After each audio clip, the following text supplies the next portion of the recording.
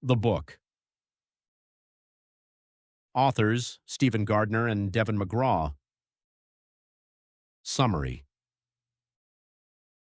In the sprawling labyrinth of New York City, detectives Gabe and Ashley are guardians of order in a world teetering on chaos. But their latest case isn't just another crime. It's a descent into something darker, something unspoken. They thought they understood darkness. They've hunted killers, buried partners, and carried the weight of judgment for years.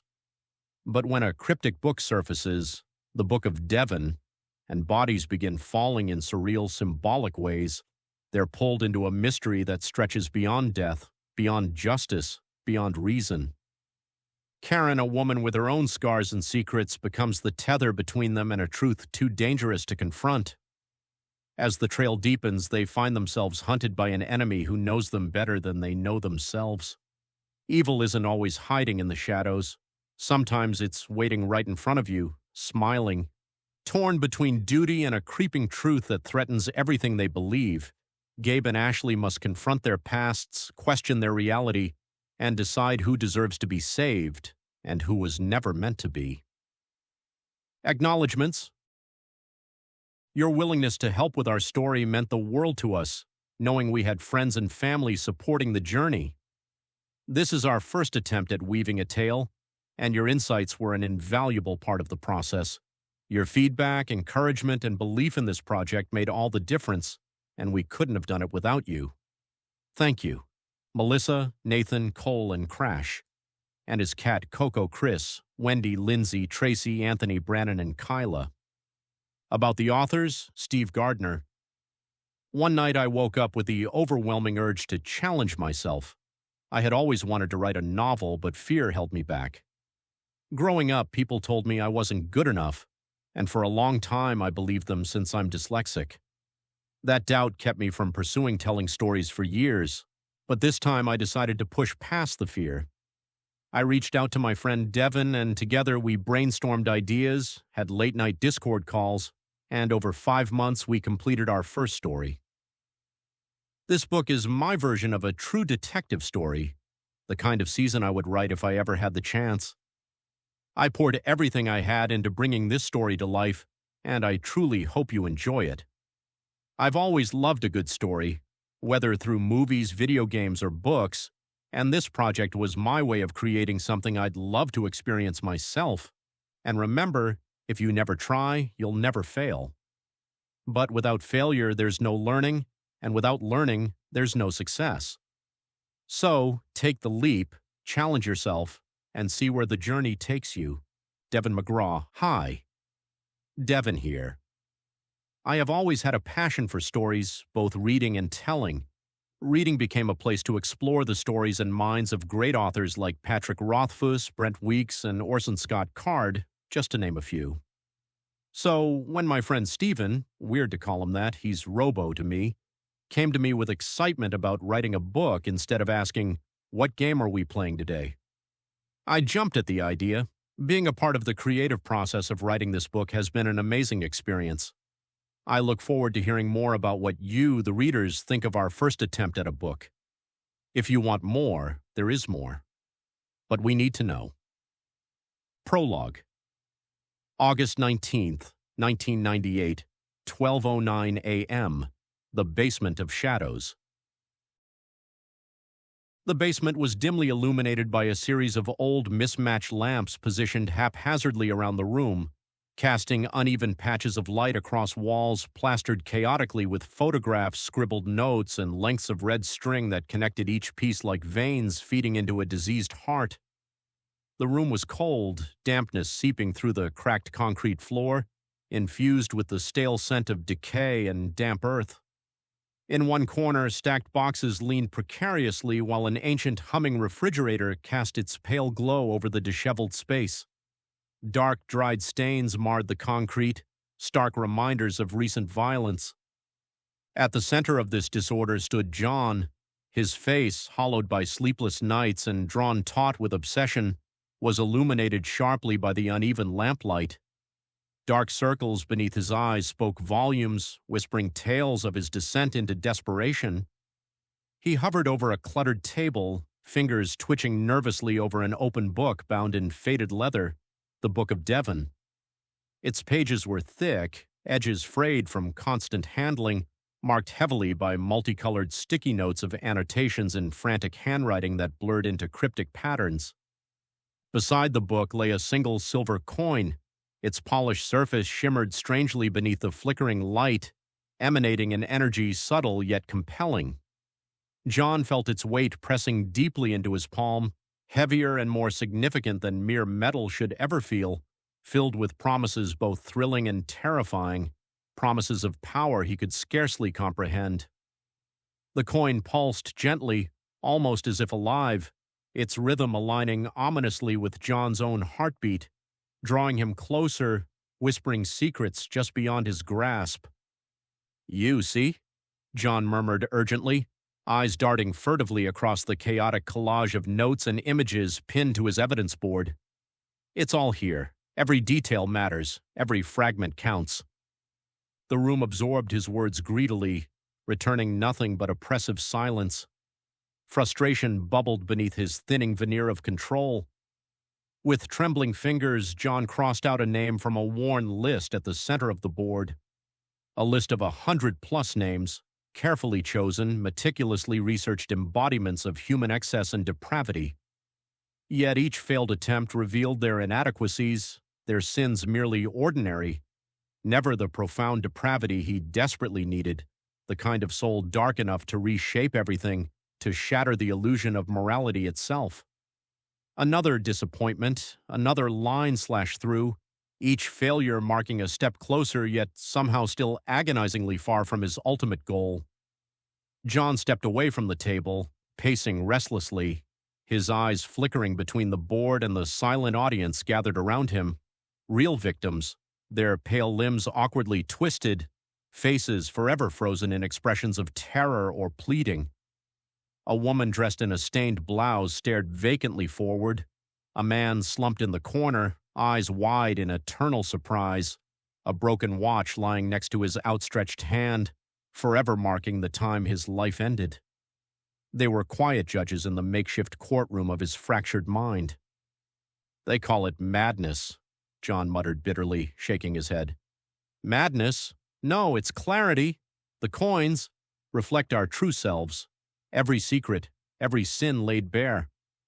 He turned sharply, staring intently at the coin, voice trembling with excitement. "But what if I could reforge it, turn their power against them?" Suddenly imagined whispers filled his mind, sharp, intrusive, insistent. John gripped his head, shaking violently. "Stop! Just stop it!" He spun toward the woman seated stiffly in the shadows, her lifeless gaze fixed blankly forward. Yet to John she seemed vividly alive, her nagging voice echoing sharply, incessantly. "Late fees," he mocked harshly, pacing closer, rage boiling beneath his trembling skin. "Always late fees, petty rules, petty complaints, just shut up. You never stop. You couldn't return one simple book, and now we're here because of your endless nagging, your voice buzzing constantly like a fly I can't kill." John leaned closer, eyes burning with frantic intensity. "Your mistakes are mine now, your problems, mine. But I'll silence you. I'll silence you all." His voice broke, rage giving way to anguished realization as his fingers brushed cold, pale skin. His stomach lurched violently, bile rising in his throat as the stark stillness of her body shattered his delusion. He stumbled back, breathing rapidly before his resolve hardened once more. "I'll show them," John whispered, turning back slowly to the board, eyes glazed with renewed, chilling determination. "They'll finally see what real freedom looks like. Freedom from their hypocrisy, from judgment, from the lies that bind them." He lifted the coin once more, sensing countless trapped souls reflected within its polished depths, each a silent, desperate cry for release. Awe and dread surged through him, solidifying his resolve. The time had come. His path was irrevocable. Around him, the lamps flickered violently, plunging the room into absolute darkness. In that pitch blackness, a single chilling certainty resonated with terrible clarity in John's mind. They have no idea what's coming. Chapter 1. January 2nd, 2000, 3:16 a.m., fading into the shadows. The interrogation room's fluorescent bulbs sputtered irregularly, each pulse of pale light cutting jagged shapes into the stale air, shadows writhing along the concrete walls as though alive. Paul hunched over the scratched metal table, wrists bound by cuffs that bit into his flesh, leaving raw red grooves. Sweat trickled slowly down his temple, stinging as it mixed with the grime coating his skin. Behind him, shadows shifted subtly, unnatural and restless, like silent spectators edging closer, whispering secrets he couldn't quite hear. The room felt oppressive, heavy with the scent of old sweat, burnt coffee, and something metallic and sour, like rusting pipes beneath an abandoned building. Paul's mouth was parched, his tongue thick and sticky against cracked lips.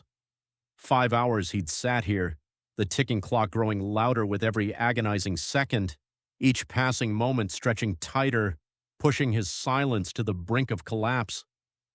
Detective Gabe leaned forward, his expression composed yet edged with subtle weariness, hinting at countless nights spent grappling with shadows, both external and internal. The pale fluorescent lighting carved stark shadows across his face, accentuating the quiet intensity simmering behind his eyes. His knuckles pressed tightly against the table's scuffed edge, the whiteness revealing tension. Simmering beneath his calm demeanor. Above, the fluorescent bulb hummed quietly, its inconsistent glow bathing the room in uneasy illumination. The air felt heavy and oppressive, a stagnant mixture of stale coffee, perspiration, and the acrid tang of something unsettling. "What did you do? Last call?" Gabe's voice was soft, almost too gentle, the kind of quiet that forced a man to lean in to listen. His tone was deliberate, slow as if he was giving Paul a chance to rewrite his own confession before the weight of the truth crushed him. The way he spoke, it was as though he already knew. He didn't need to pry the answer out, he just needed Paul to say it. Detective Ashley stood just behind Gabe, his posture relaxed yet alert as he leaned against the wall, shadows pooling around him like ink. His fingers toyed with loose change in his pocket, the soft, irregular jingle adding an unsettling rhythm to the tense quiet of the room. His gaze was sharp, eyes fixed unwaveringly on Paul, exuding a quiet threat, like someone waiting patiently for inevitable truth to surface. "We've been sitting here for 5 hours, Paul," Ashley said steadily, his voice calm but firm, layered with an undercurrent of urgency. 5 hours to set things straight, to shape your story before someone else shapes it for you. But if you don't speak now, if you let this slip away, it's over. No second chances. Ashley paused, eyes narrowing slightly. "Once this moment passes, it's gone. We can't help you after that. No one can."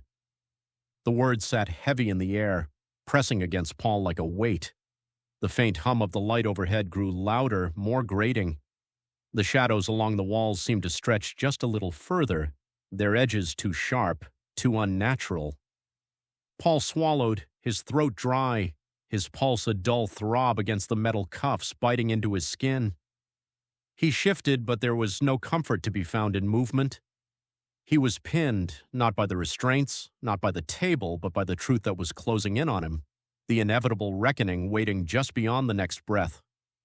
Paul gulped, feeling the dryness scratch at his throat. He looked at the walls, blank and cold, offering no escape. Bloodshot and rimmed with dark circles, his eyes drifted from the detectives to the floor. The man looked like he'd been living on the streets. His fingernails were caked with grime, and a sour, decaying smell clung to him, sharp enough to linger in the stale room. His clothes were ragged, his hair matted, and the stench of something rotten seemed to follow him as if he'd dragged it in with him from some forgotten alleyway. Finally, a voice, cracked and worn, slipped into the silence. Low, distant, like a memory clawing its way from some forgotten corner of the mind. At first, only fractured sounds, barely forming words. The metal cuffs rattled as fingers twitched against the chain, a reflexive nervous motion.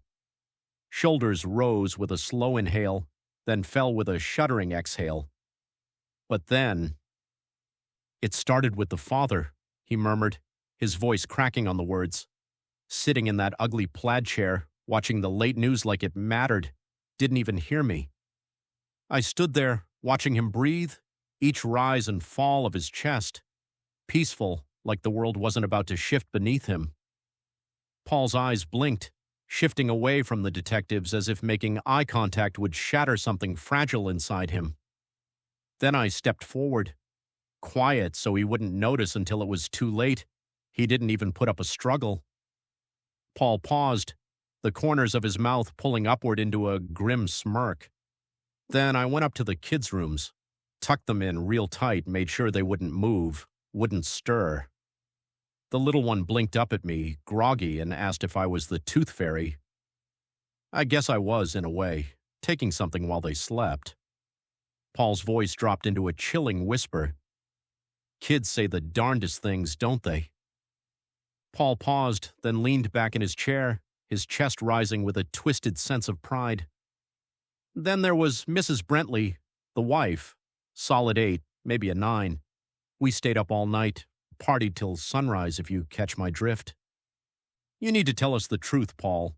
I'm not sitting here for another hour listening to your horrible Jack Nicholson impression. Do you know what you did? You need to own up to this. All of it. Let the weight off your shoulders, Gabe said calmly, though his tone carried a hard edge. The overhead bulb droned quietly, casting a light that wasn't steady but seemed observant, waiting.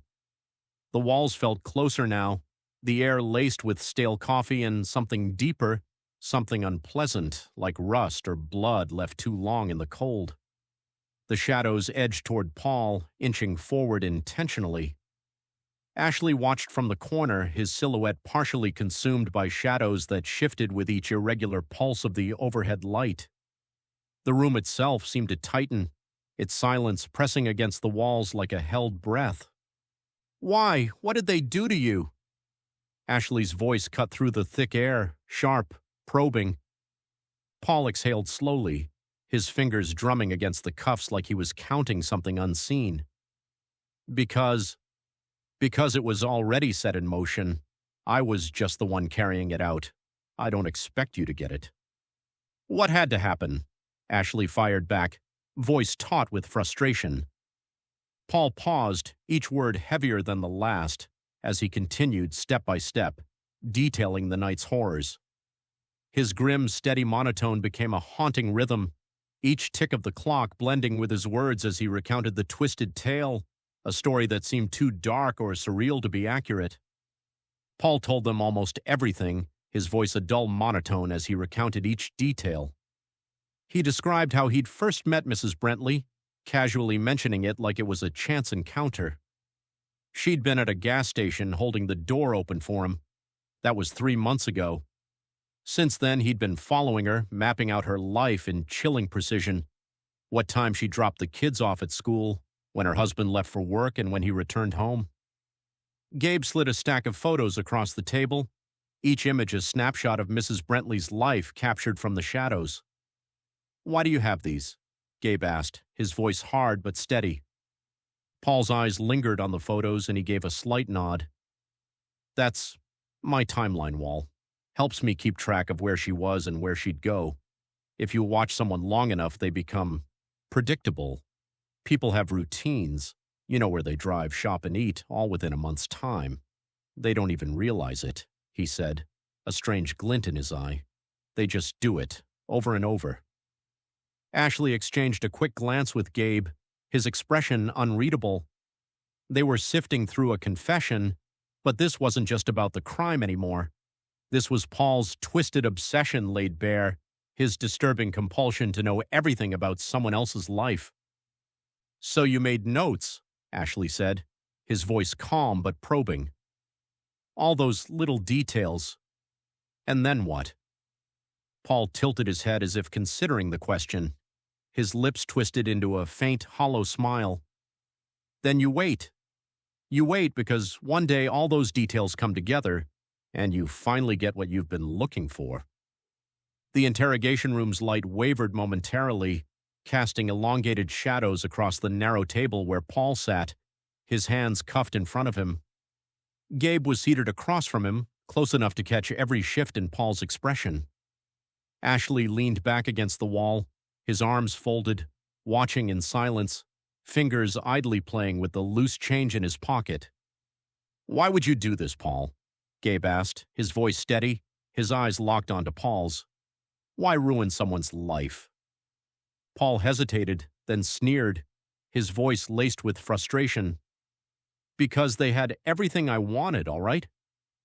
He slumped back, letting the words tumble out, each one tinged with bitterness. "The job, the family, the nice house.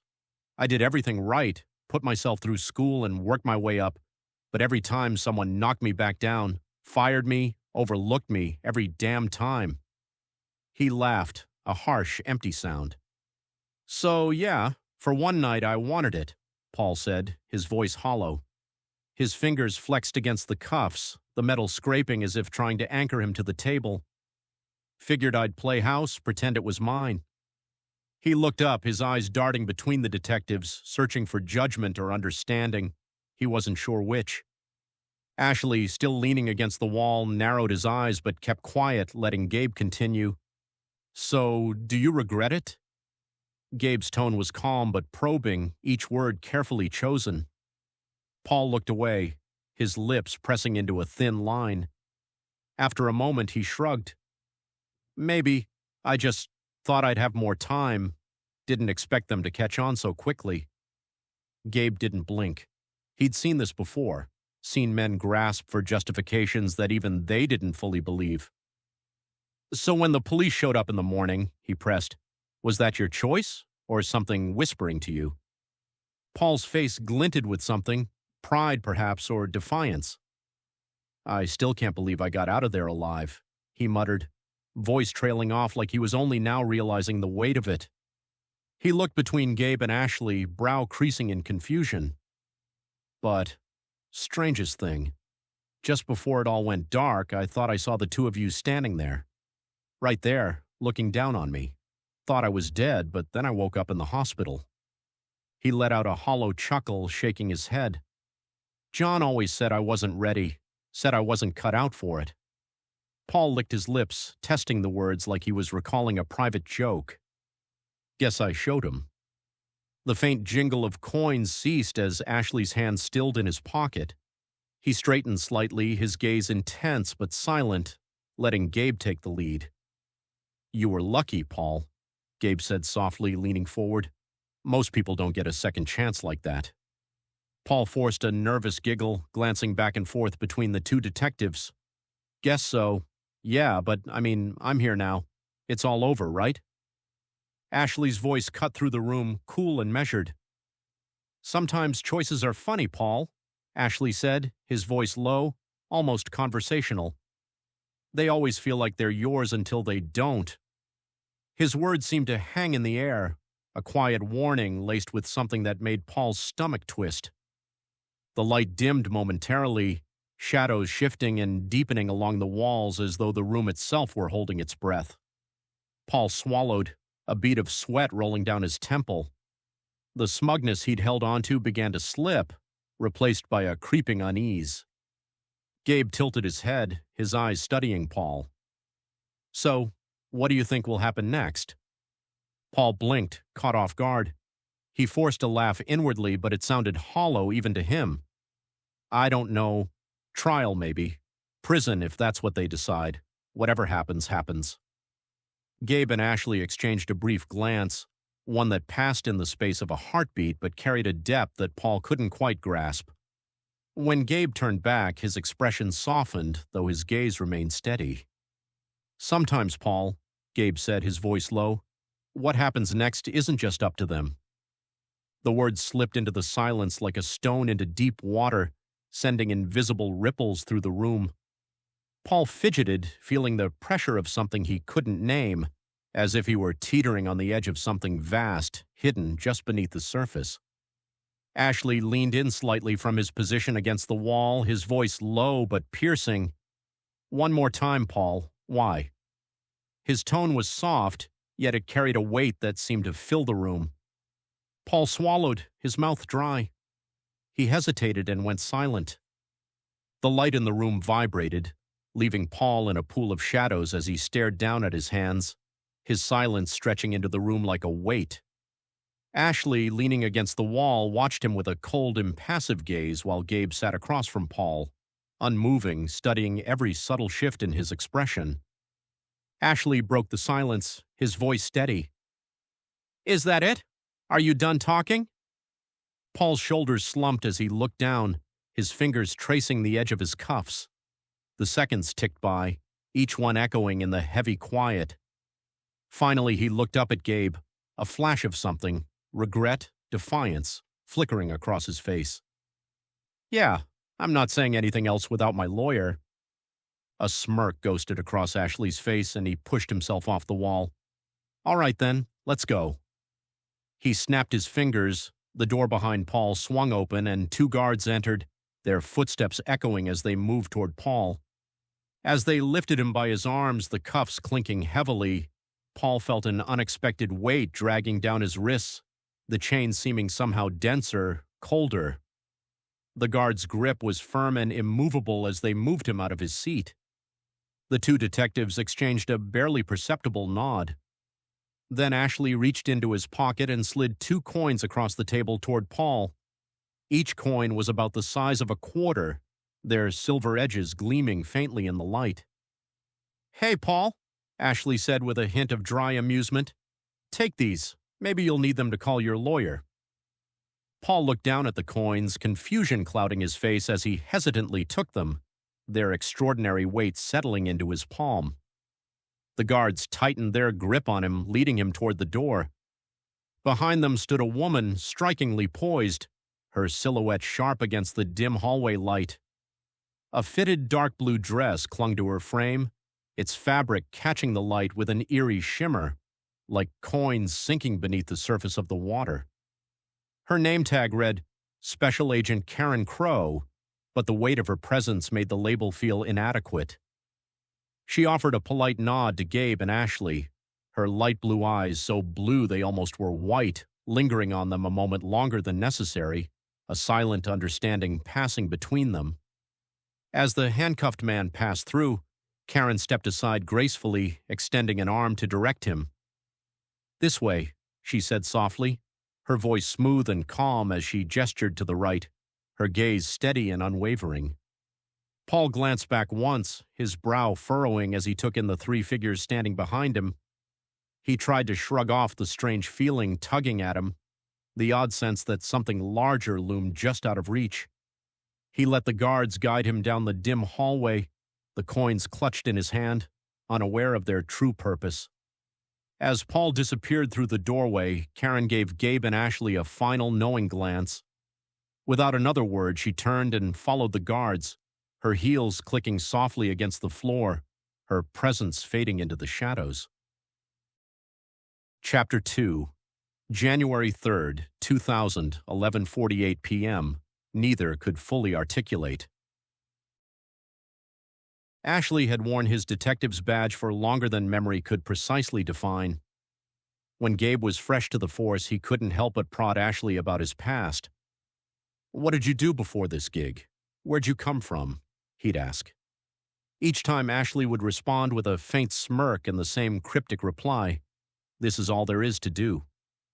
There was a finality in his tone, the kind that warned against digging deeper, as if the truth might be worse than the silence. After all this time, Gabe had stopped asking. Every so often, the urge to press would return, a quiet curiosity that never quite faded. But the silence Ashley offered always felt deliberate, immovable. Eventually, Gabe came to accept that some things were never meant to be uncovered. This was a thought Gabe carried with him as he eased the door shut behind him, the faint click of the lock settling into the stillness of his apartment. Gentle lighting masked the sterile sharpness of the modern decor, an illusion of warmth that never reached beyond appearances. It was a curated sanctuary, a space where nothing lingered out of place for too long. And yet, as Gabe ran a hand across the cool granite of the counter, a faint thought nagged at him. Something Ashley had said weeks ago, cryptic and casual, about the way some things seemed too ordered to be random. The words surfaced now, unbidden, and lingered like a whisper in the back of his mind. The faint scent of leather and cedar hung in the air, blending with the cool undertone of freshly cleaned surfaces.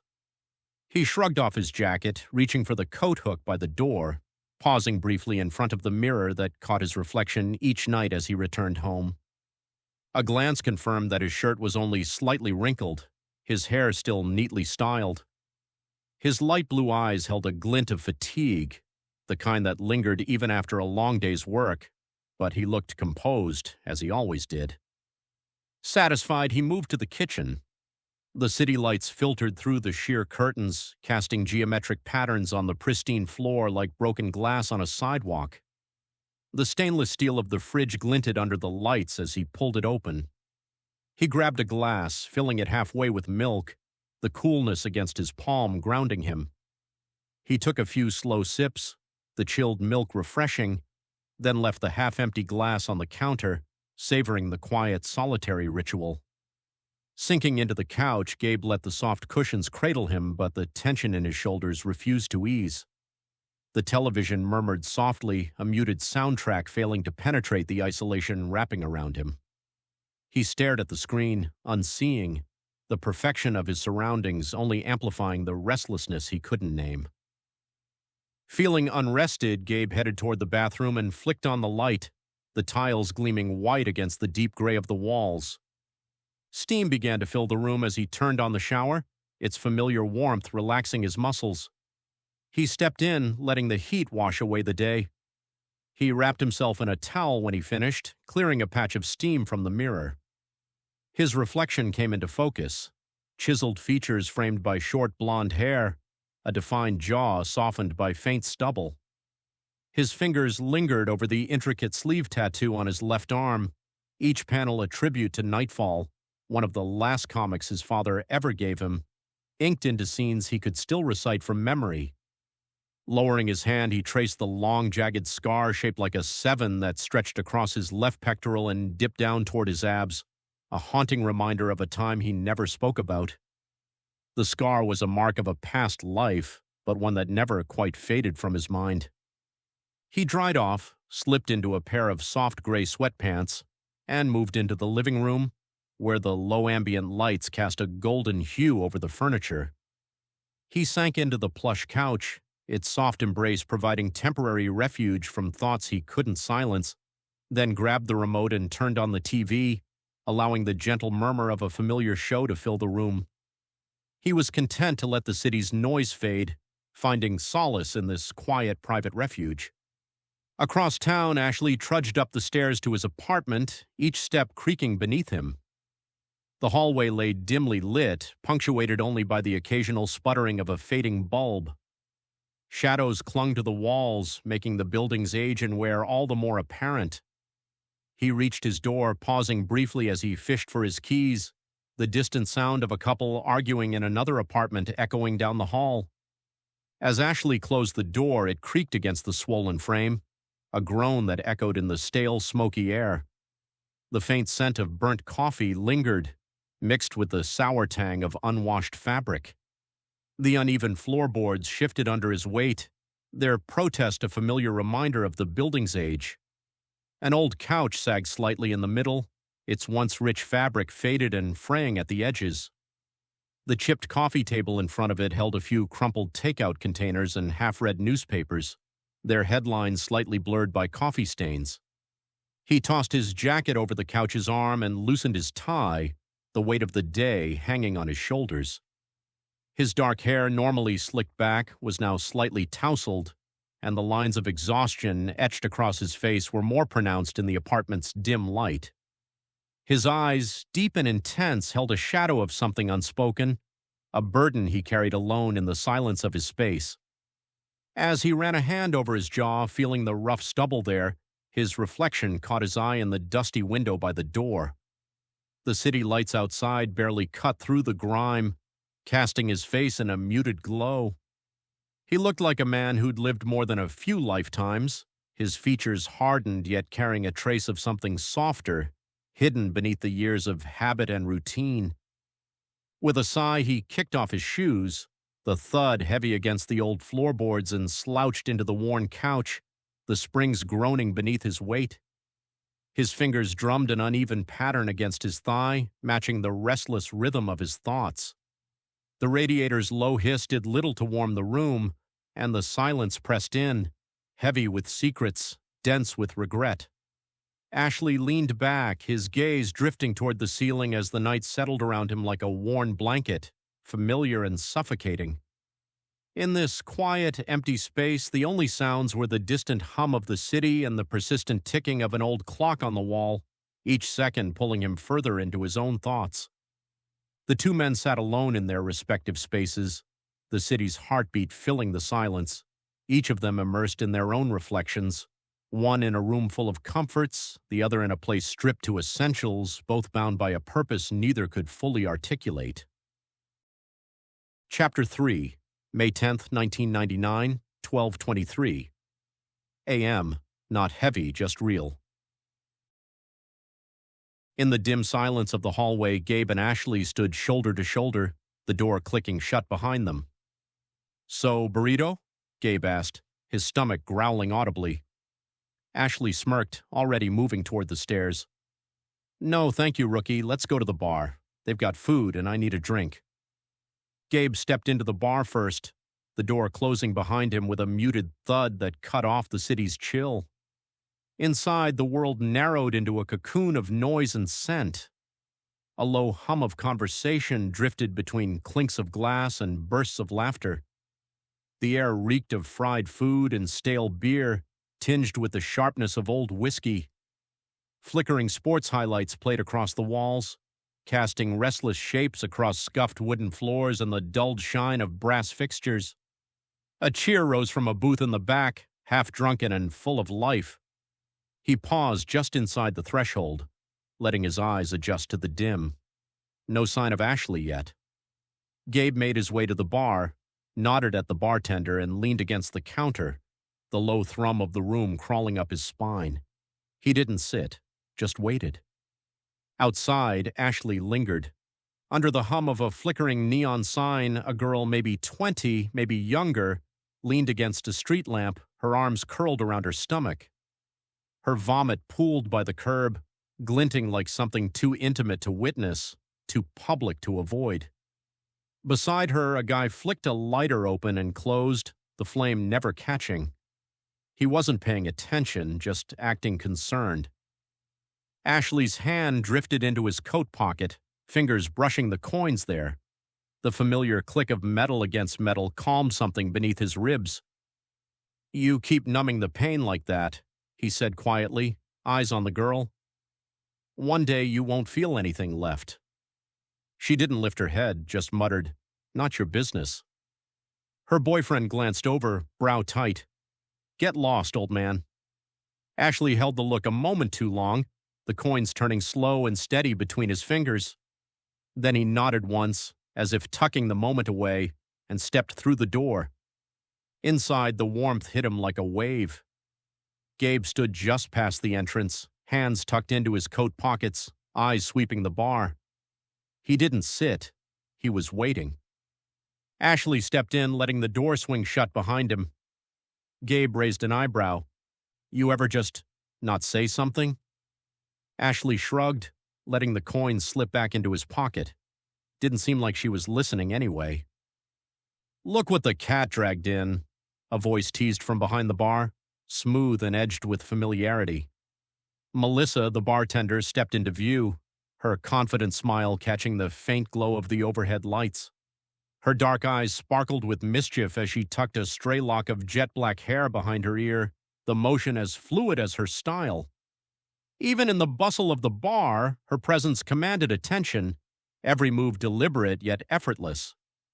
Ashley and Gabe navigated through the scattered tables, nodding to a few regulars who acknowledged them with lifted glasses or casual waves.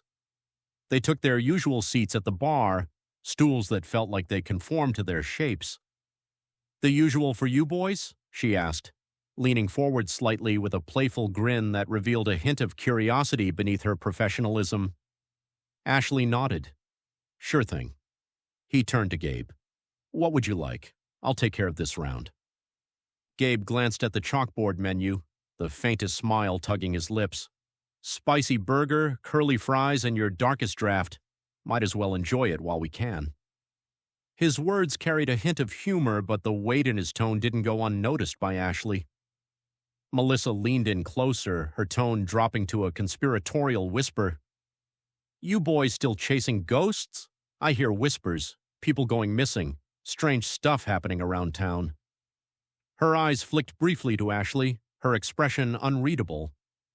Just be careful. Melissa then leaned back. Coming right up, she replied, flashing them both a smile that softened her sharp features. She disappeared into the back, leaving the two detectives to their conversation.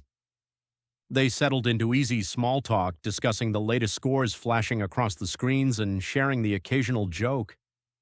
The comfortable silence between them spoke of a couple of months that felt longer, as if time had stretched between cases, night shifts, and close calls.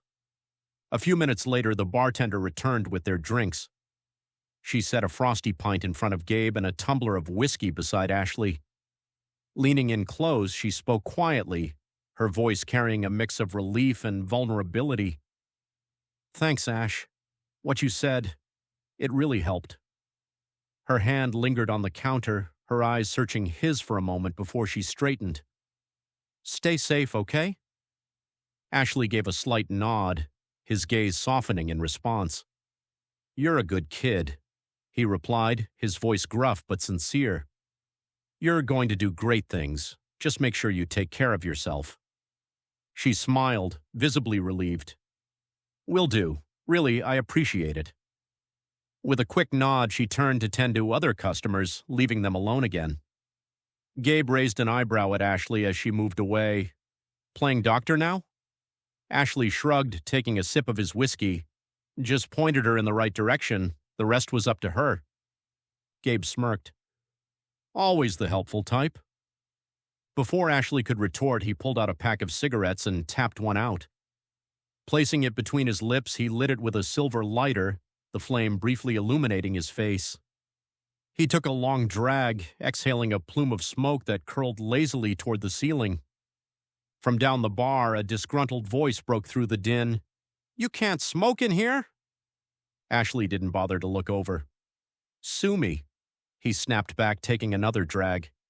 Gabe chuckled softly, always making friends. Just being myself, Ashley replied with a sly grin. Their food arrived shortly after, and they dug in. The burger was exactly as Gabe liked it, juicy with just the right amount of kick, the curly fries crisp and seasoned to perfection. They ate in comfortable silence for a while, the background noise of the bar providing a familiar soundtrack. As the two detectives discussed various cases, some perplexing, others mundanely routine, a man slid onto the stool beside Gabe, his presence understated but charged with unease. His wrinkled button-down shirt and faded jeans hung loosely as if he'd been wearing them for days. Restless fingers drummed against the bar, the rhythm uneven, while his darting gaze lingered on the bottles behind the counter before briefly turning to Gabe and Ashley. Evening, Gabe said casually, glancing over. The man gave a slight nod. Evening. Ashley's gaze flickered toward the newcomer, his expression unreadable. I haven't seen you around here before, he remarked. The man offered a thin smile. Just passing through. Passing through and you found this place, Gabe said with a hint of amusement. It's a bit off the beaten path. He shrugged.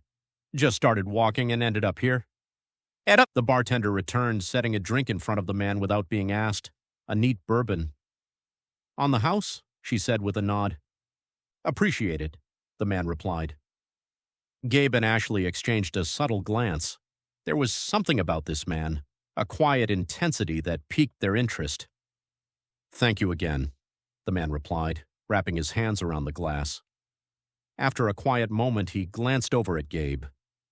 Lucas introduced himself as he swirled his bourbon, the amber liquid catching the light as he turned to Gabe. "Let me ask you something," he said, his voice soft but deliberate. "If you could have dinner with anyone, alive, dead, who'd it be?" Gabe raised his eyebrows, caught off guard by the question. He took a sip of his beer, considering it. "Do they have to be real or can they be fictional?" The man chuckled. "Good point. All right, anyone. Alive, dead, fictional, you pick." Gabe leaned back, mulling it over for a beat. "Most likely Batman," he said, a faint grin tugging at the corner of his mouth. The man's smile widened, intrigued. "Batman, huh? Why him?" Ashley, watching from the side, smirked and rolled his eyes. "Gabe's a comic book nerd. Took me about 3 weeks to figure that out."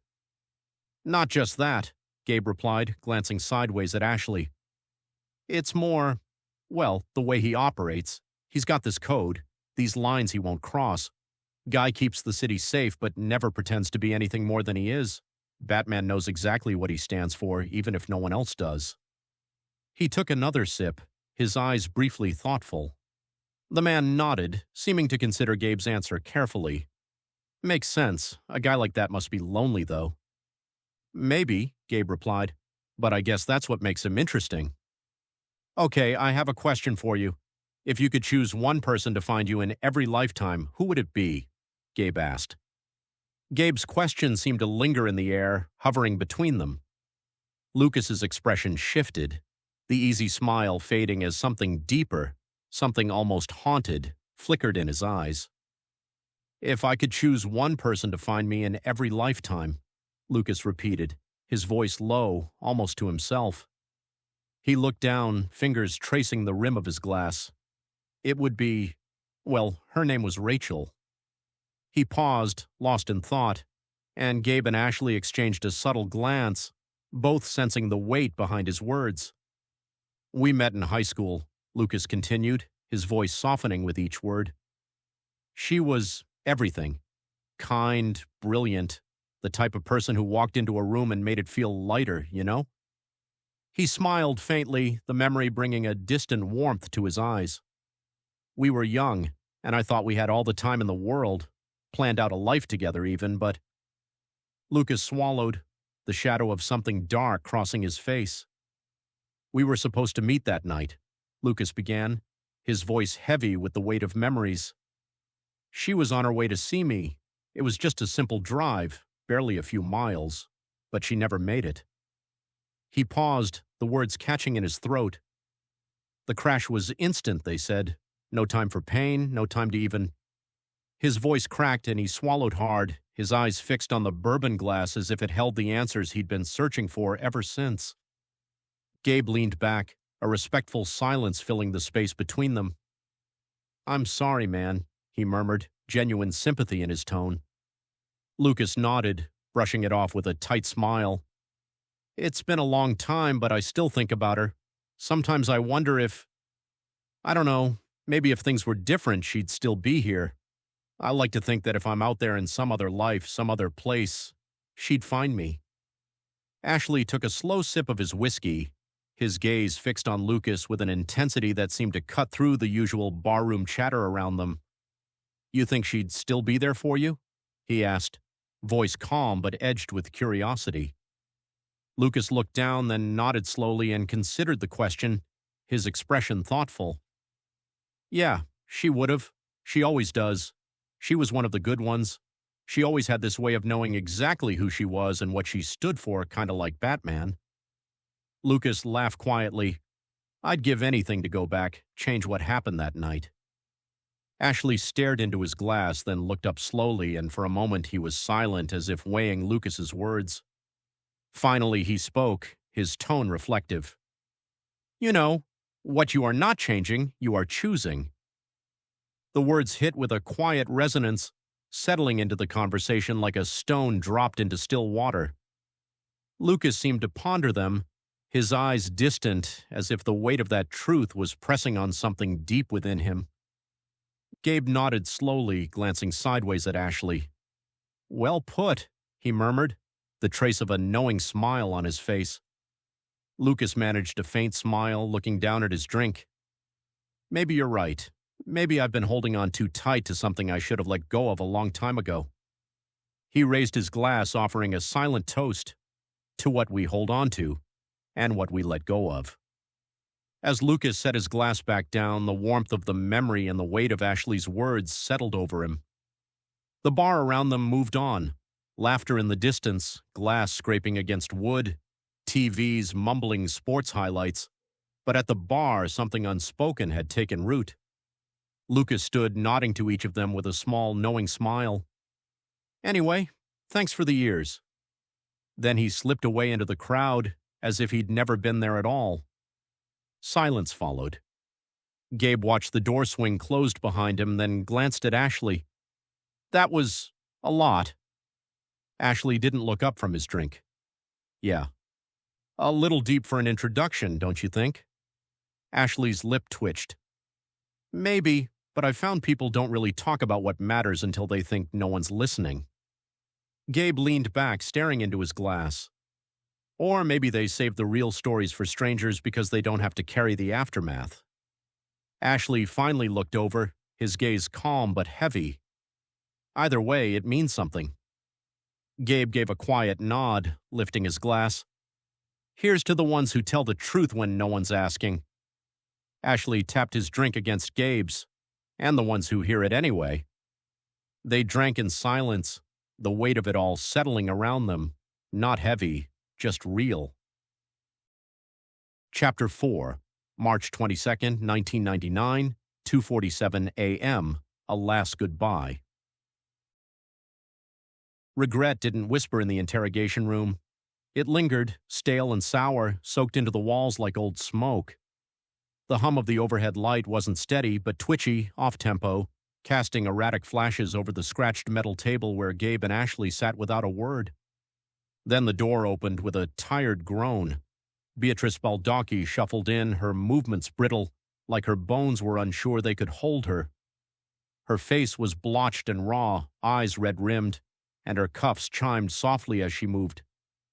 Metal brushing metal, a sound that echoed louder than it should have. She looked up, breath hitching as if already bracing for judgment. Ashley leaned back in his chair, spinning a cigarette slowly between his fingers. You gonna do this all day? He asked, voice gravel-worn but not heartless. Beatrice winced, her shoulders folding in. I'm sorry. I didn't mean to. Her voice cracked halfway through, the rest tumbling out in pieces. She eased herself into the chair, her fingers nervously skimming the grooves in the tabletop as if hoping the answers, or forgiveness, had been carved there by someone before her. Ashley struck the lighter with a sharp flick. Do you mind? He asked, nodding to the cigarette. She gave a vague shake of her head, eyes unfocused. No, it's fine. Silence crept back in, settling between them like something that had been waiting. Gabe leaned forward, his voice steady but edged with quiet weight. Mrs. Baldacci, do you know why you're here? Beatrice's head drooped, and she closed her eyes as if trying to escape the weight of her reality. Her voice was barely a whisper. Yes, I know, I didn't mean for it to happen. I didn't mean to take his life. Her words were fragmented, each one pulled from somewhere deep and painful. Gabe nodded slightly, his gaze never leaving her. Why don't you tell us what happened that night? Beatrice's hands fidgeted in her lap, her voice trembling. I thought, just one drink, just one. I never thought it would end like this.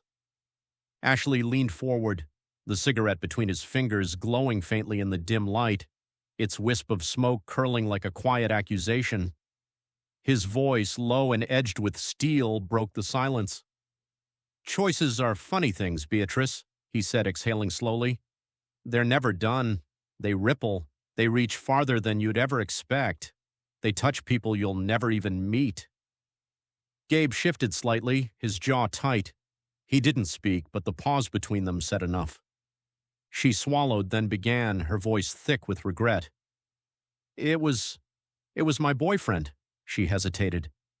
We'd gotten into this huge fight at the party. He said things that hurt. I needed to clear my head, and I thought just one drink, just one wouldn't hurt. Her eyes darted up to Ashley, a flicker of recognition crossing her face as if she was trying to place him. He stared back, silent, unreadable. Her voice cracked like dry earth underfoot as she continued. I'd had too much but thought I could make it. I thought. Her words trailed off, her hands twisting together. And then, it's like it all shattered. Lights, sounds, I don't even know how it happened. The next thing I remember, they told me I'd killed someone, a farmer, a man just living his life, one I had no right to take. Ashley exhaled a thin line of smoke, watching her with an expression that was difficult to read. After a long pause, Gabe spoke, his tone gentle but probing. Beatrice, if you could make one phone call, who would you call? What would you say to them? Beatrice looked up. The weight of his question hung heavy in the room. She hesitated, her face reflecting a whirlwind of emotions. Beatrice's eyes welled up, her voice barely above a whisper. I'd call my sister. She's the only family I have left. She swallowed hard. I'd tell her I'm sorry. I'd tell her I love her and that I didn't mean to ruin everything. Ashley reached into his pocket, the faint clink of coins breaking the tension like a ripple in still water. He pulled out 2 silver coins, their polished edges gleaming faintly under the light, and slid them across the table without a word. When he finally spoke, his voice was low, deliberate. Use these. Make the call you need to make. Beatrice stared at the coins, a look of confusion and despair mingling in her eyes. Her fingers closed around them and she nodded slowly as though accepting a silent invitation. The room fell into silence again, the weight of her confession settling around them.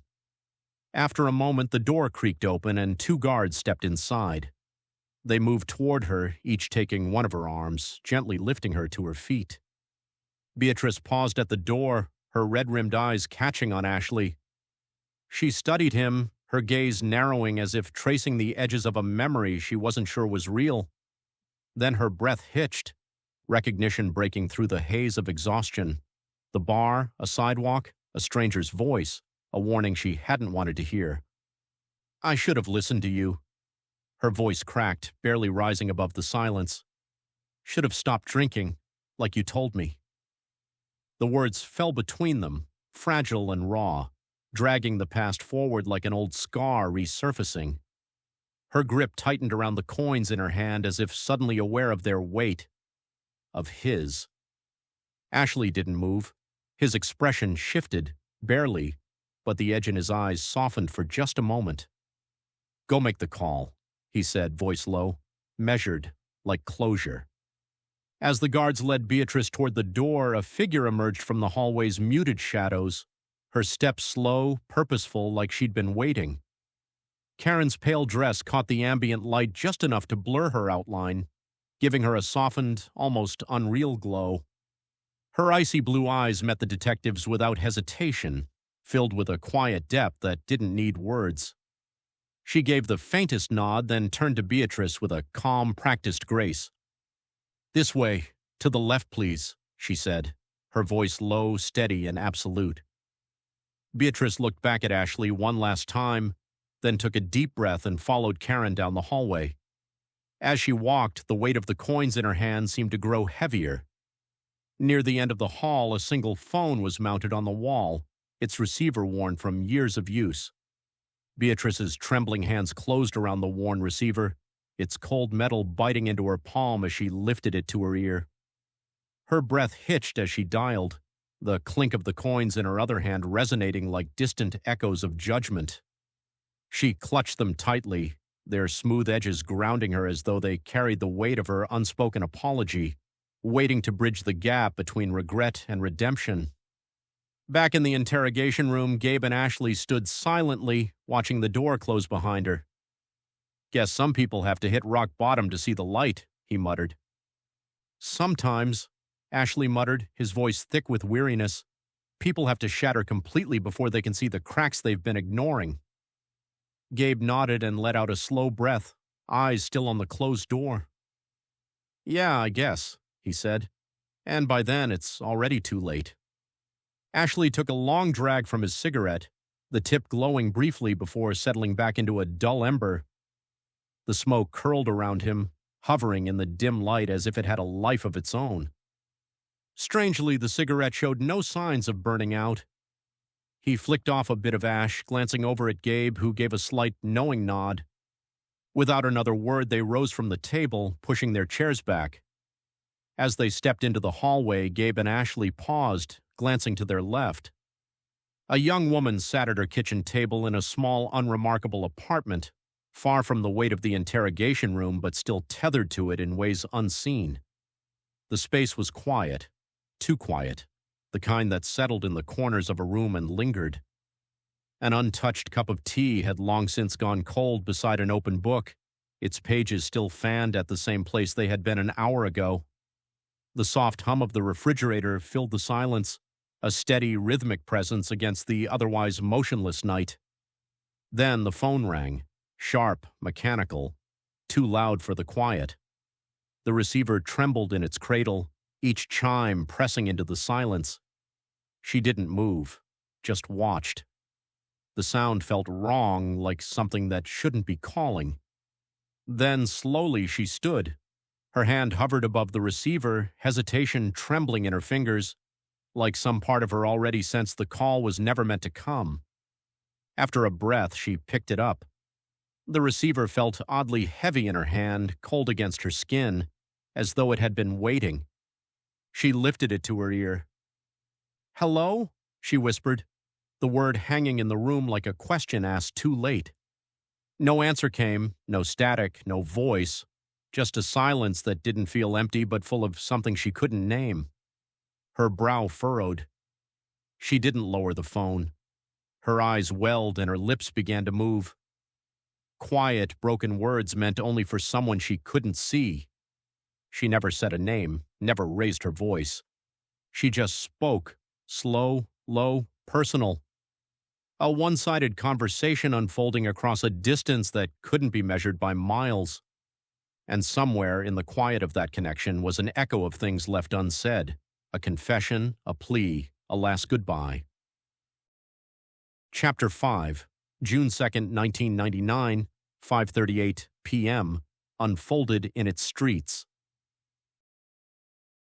The city churned around him, cars jammed shoulder to shoulder, pedestrians weaving like blood cells through concrete veins. Exhaust tangled with the scent of hot pretzels and grease, thick in the air. Somewhere below, a subway rattled past, the vibration crawling up through Gabe's shoes. Afternoon light sliced between buildings, throwing long shadows across the sidewalk. As Gabe stepped out of the precinct, the heavy door thudded shut behind him, muting the chaos for half a second. Then it crashed back in, louder than before. He tugged his tie loose like it might help him breathe. He fell into step with the crowd, his thoughts swirling. The precinct had been a storm of activity, Ashley's unease, Karen's steely focus, and the ever-growing stack of files on his desk. The day had left a dull ache behind his eyes, the kind that no amount of coffee or aspirin could fix. As he walked, the sounds of the city pressed in on him. A street vendor shouted about the best hot dogs in town while a musician on the corner coaxed a soulful tune from a battered saxophone. Gabe's mind wandered. The rhythm of his steps was almost hypnotic. At the next intersection, the crowd thickened, tourists lifting cameras, locals sidestepping them with the ease of habit. Gabe's thoughts flicked toward coffee, craving the anchor of something familiar. And then a sudden shove knocked him off balance. "Hey!" His voice cut through the loudness as he spun around, catching a fleeting glimpse of a wiry figure disappearing into the sea of bodies. Instinctively, his hand darted to his pocket. Empty. His wallet was gone. Gabe didn't think. His body moved before his mind could catch up. His shoes struck the pavement in rapid succession, each step echoing like a drumbeat in his ears. The pickpocket vanished into a narrow alley, and Gabe pushed forward without hesitation. The shift was immediate, the city's open heat giving way to the clammy weight of stale air. Rot, wet concrete, something unseen but lingering. The alley felt different, like it had been waiting for them. The clatter of a toppled trash can punctuated the thief's frantic escape, while Gabe's breaths came sharp and fast, matching the thudding of his heart. His target was quick, slipping under a rusted fire escape and vaulting over a heap of toppled crates. The alley closed in around Gabe, the echo of his footsteps merging with the clatter of the pickpocket's desperate escape. Gabe pushed harder, legs burning as he tore through the damp alley, walls narrowing around him like a vice. The air reeked, garbage and old rain twisting into something foul that clung to his throat. He burst onto the street, the sudden roar of taxis and cyclists swallowing him whole.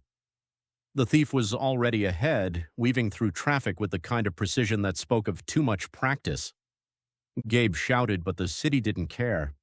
The crowd shifted just enough to let the man slip deeper into the chaos, each indifferent face another wall in his path. For a moment it felt like the city itself was shielding him, folding around the thief, hiding him in plain sight. And then, as if by chance, or fate, the thief's foot caught on something, and he went sprawling onto the pavement. Gabe skidded to a halt, his chest heaving, his eyes locking onto his fallen target. The pickpocket scrambled to his feet, his movements unnervingly deliberate despite the chaos. He dusted off his jacket with a nonchalance that made Gabe's pulse spike, then turned, his grin unfurling like a slow, calculated strike. "Detective Woodward, nice to put a face to the name," he drawled, each word dragging out like he was savoring them. His voice carried an unsettling weight, far too familiar for a stranger. Gabe froze, the words hitting him like a punch to the gut. His name. How did this guy know his name? His hand instinctively went to his side, but before he could react, the man bolted, disappearing into the crowd as quickly as he'd appeared. Gabe bent down to retrieve his wallet, his mind racing. As he straightened, something felt off, the kind of wrongness that prickled the skin before the mind could place it. A figure stood just beyond the flow of the crowd, leaning against a lamppost as if he'd been there the whole time. The smirk on his lips wasn't just amusement. It took a moment for recognition to dawn. "Lucas?" Gabe asked, his brow furrowing. Lucas leaned against the lamppost, his posture casual but his presence anything but. His leather jacket creaked softly as he shifted, the sound almost lost beneath the city's relentless rhythm. "Even Batman needed a Robin," he quipped, his grin both playful and unsettling.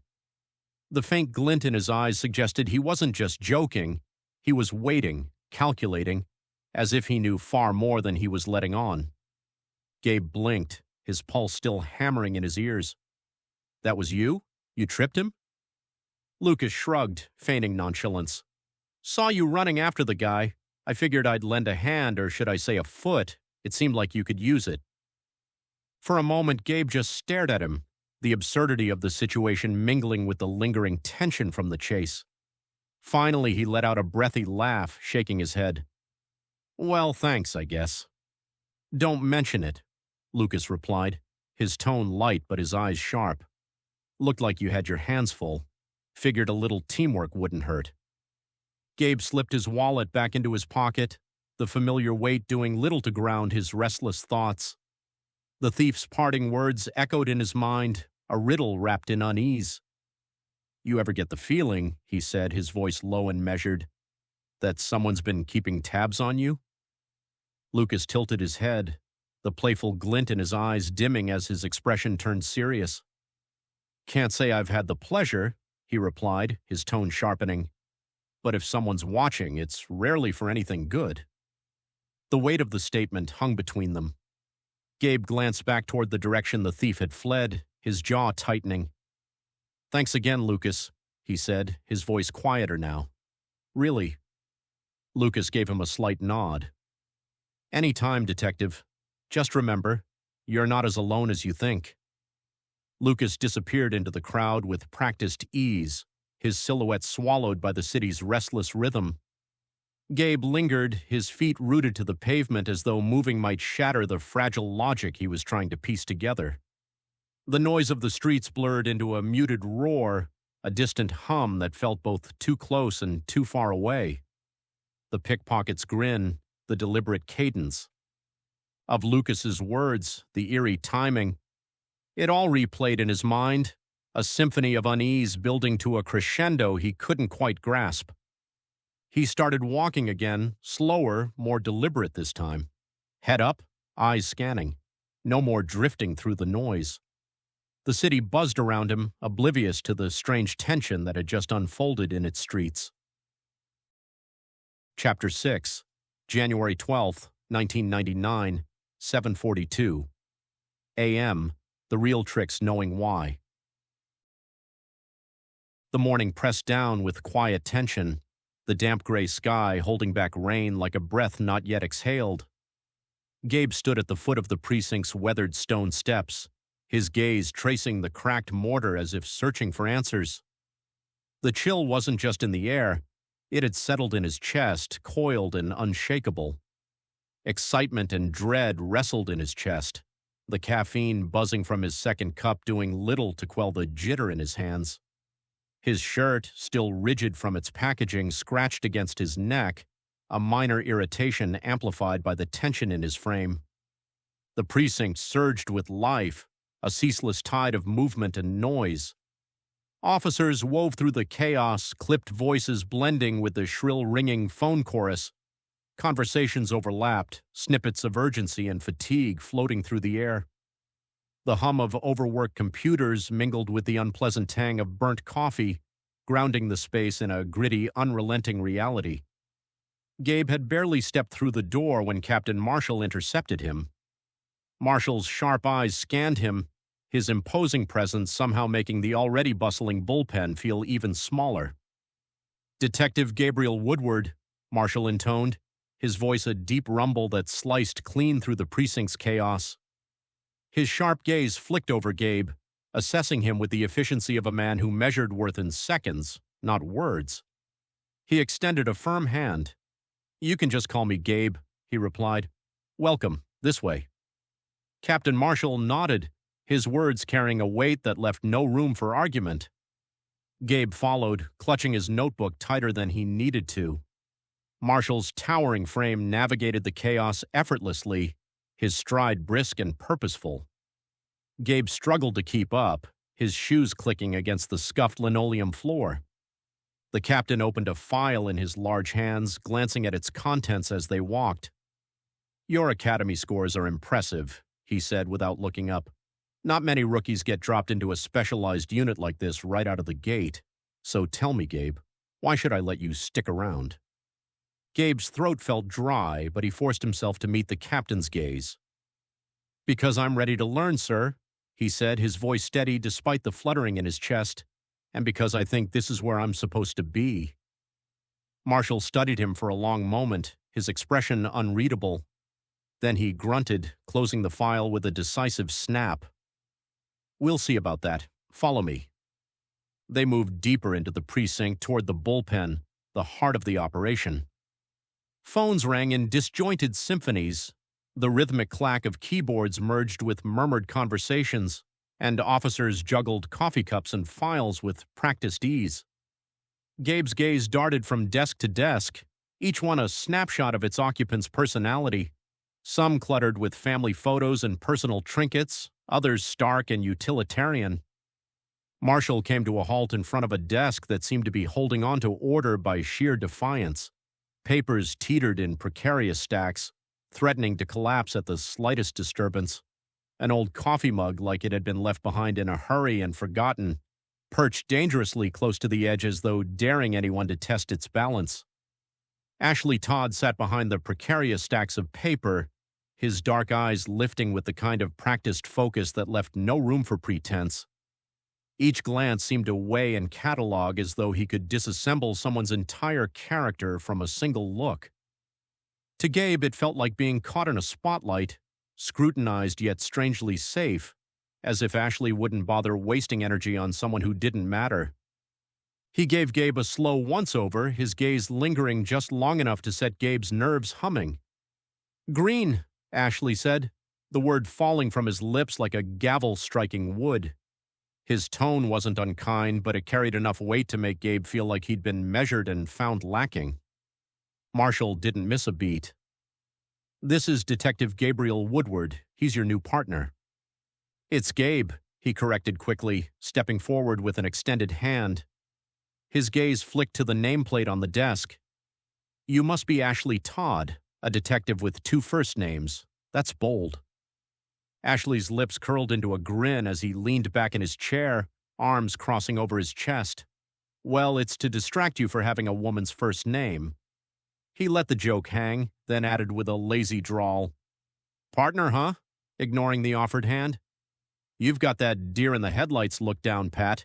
Training didn't cover subtlety, I take it." Gabe bristled but kept his composure, lowering his hand slowly.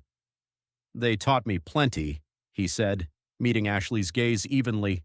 "I didn't expect my first challenge to be desk-side commentary."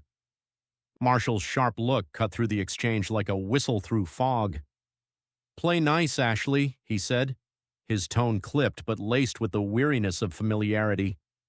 He gestured to the desk opposite Ashley's. "Gabe, that's your station. If you need anything, Ashley's your guy, and if he gives you too much trouble, my door's open." Ashley snorted softly, his grin widening. "Sure thing, Captain. I'll be a regular tour guide." Gabe moved to his desk, sliding his notebook and pen onto the empty surface as he glanced sideways at Ashley. The man was already returning to the papers in front of him, but Gabe caught the faintest twitch of amusement lingering at the corner of his mouth.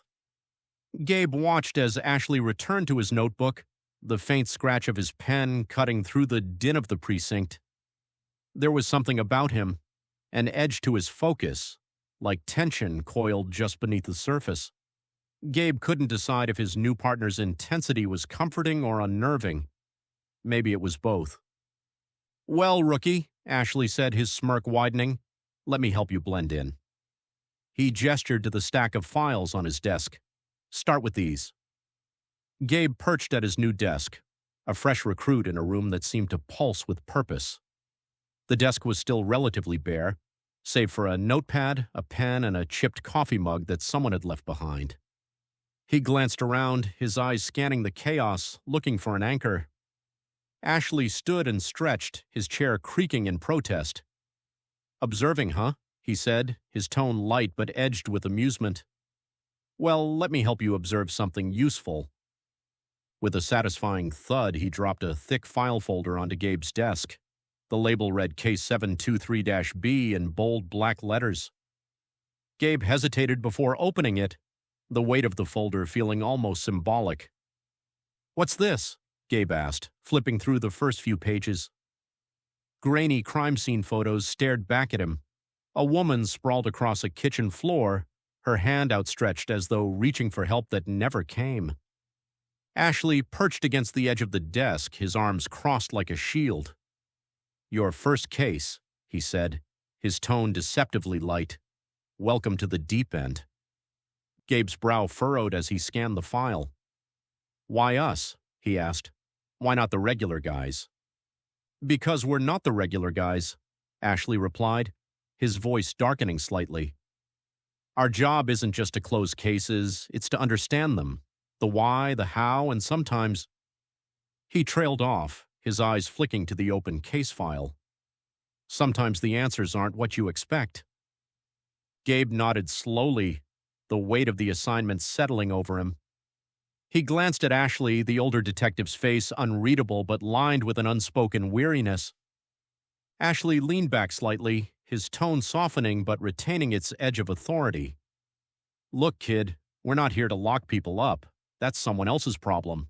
Our job is different. We're the ones who dig deeper, who ask why someone did what they did and how they got there. This is the behavioral science unit. We profile, analyze, and connect dots that aren't even on the same map. When a killer leaves behind a puzzle, we solve it. When a pattern emerges, we're the ones who recognize it.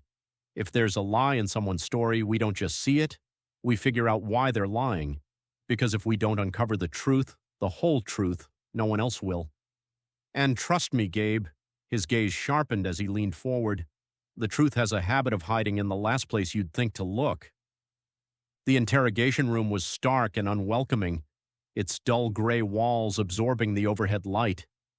A single table sat in the center, flanked by 2 metal chairs. The air was cool but carried a faint smell that made Gabe's nose wrinkle. Inside, the suspect sat rigid, his hands clasped tightly on the table as if gripping the last thread of control. His hunched shoulders and darting eyes betrayed a man on the edge, scanning the room for escape routes that didn't exist. Ashley entered without a glance at Gabe, his movements unhurried and precise, like an actor stepping into a well-rehearsed role. The scrape of his chair against the linoleum floor echoed in the stark room, breaking the silence with unnerving finality. He sat down, leaning slightly forward, his gaze steady and penetrating as though peeling back the layers of the suspect's resolve. Gabe lingered at the door for a beat too long, the oppressive atmosphere pressing against him. He wiped his damp palms on his pants and slid into the seat beside Ashley, the cold metal of the chair biting through his clothes. As he opened his notebook, the faint scratching of the pen seemed deafening in the charged silence. "Morning," Ashley said, his tone calm but firm. "Let's talk." The suspect flinched at the sound of Ashley's voice but said nothing. His fingers drummed nervously against the table, the rhythmic tapping filling the silence. Ashley leaned forward, the fluorescent light catching the hard edge of his jaw. "Start at the beginning," he said, his voice low, a quiet storm brewing just beneath the surface. "And don't skip a damn thing." The suspect hesitated, his Adam's apple bobbing as he swallowed hard. I didn't mean to," he began, but his voice cracked, and he stopped. Ashley didn't blink. Didn't mean to what? Finally, the suspect began to speak, his voice trembling but gaining strength as he went on. As the story unfolded, Gabe found himself glancing at Ashley, trying to read his partner's expression, but Ashley's face remained impassive, his dark eyes fixed on the suspect with an intensity that seemed almost inhuman. When the suspect finally stopped, the room fell into silence. Ashley leaned back in his chair, his fingers steepled under his chin. Gabe's pen hovered over the page, the last word trailing off into a scribble. Ashley stood and with practiced ease slid 2 silver coins across the table. The dull clink against the metal surface sent a ripple through the charged silence. The suspect's gaze snapped to them, pupils tightening as though recognizing something unspoken. Gabe also felt a shift in the air, like the weight of a decision being pressed into tangible form. "Talk to your lawyer, or talk to us," Ashley murmured, voice even measured. His fingers tapped once against the table's edge, a barely there movement, but enough. "Your choice." As they left the room, Gabe glanced at Ashley. "Did he seem off to you?" Ashley's expression shifted just barely, a twitch at the corner of his mouth, more thought than a smile. "They're all off, rookie," he said, his tone dipped in dry amusement. The real trick's knowing why. Chapter 7, February 23rd, 2000, 9:14 p.m. Fall into place. The late afternoon sun slashed through the blinds, laying pale stripes across the desks. Gabe was flipping through a witness report when a manila folder landed on Ashley's desk with a soft thud. "Tip line drop-in," a detective muttered as he passed. "Figured you'd want to see it." Ashley didn't move at first. He slid the folder closer with one finger and opened it.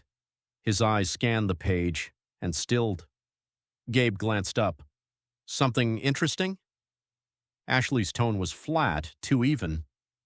"John Doe checked himself into the hospital, stage 2 cancer. They're prepping him for surgery." Gabe raised an eyebrow. "Doe? That his real name?" Ashley closed the folder gently as if it might break. "Doubt it." Gabe leaned back in his chair. "Guy known to us." Ashley stood, grabbing his coat. "We've crossed paths." Gabe hesitated, sensing something colder behind the words. "You think it's worth a visit?" Ashley finally looked at him. "I think it's overdue." The hospital loomed through the fog-drenched night, its fluorescent lights casting fractured halos that bled into the murk-like fading signals. Gabe guided the car into the farthest corner of the parking lot, the soft rumble of the engine dissipating into the dense, damp air. The building's facade rose like a somber sentinel, its windows flickering faintly, exuding a sense of quiet vigilance.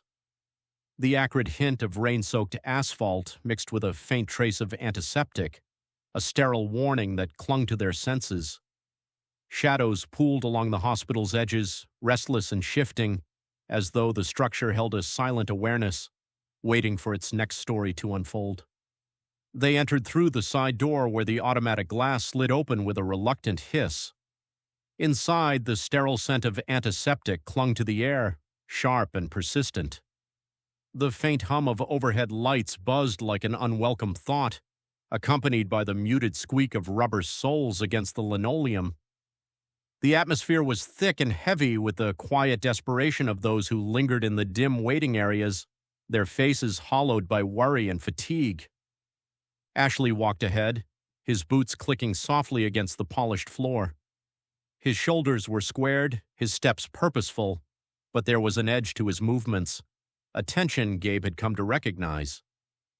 "You'd think a guy like him would want out of here," Gabe said, his voice low.